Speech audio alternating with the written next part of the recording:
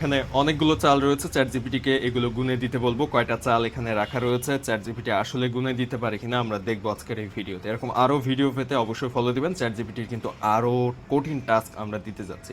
So ChatGPT, এখানে তুমি যে চালগুলো দেখতে পাচ্ছ, এইখানে কতগুলো চাল আছে তুমি এক দেখাতে বলতে পারবা আমাকে? ঠিক আছে, চেষ্টা করি। আনুমানিকভাবে দেখে মনে হচ্ছে এই চালের স্তরটা বেশ ঘন আর প্রতিটা চালকণা ছোট ছোট। খুব সূক্ষ্ম গণনা করতে পারবো না, কিন্তু অনুমান করে বলতে পারি এখানে কয়েকশো চালের কণা থাকতে পারে। অবশ্য এটা পুরোপুরি সঠিক সংখ্যা হবে না, কিন্তু একটা ধারণা তো দিতে পারছি। তুমি অ্যাকুরেটলি এখানে কয়টা রয়েছে যাচাই করে দেখে আমাকে একটু জানাও। অবশ্যই, আমি যতটা পারি একদম আনুমানিকভাবে হিসাব করার চেষ্টা করছি। ধরুন এই পুরো চালের স্তরটাকে আমরা কয়েকটা ছোট ছোট সেকশনে ভাগ করি।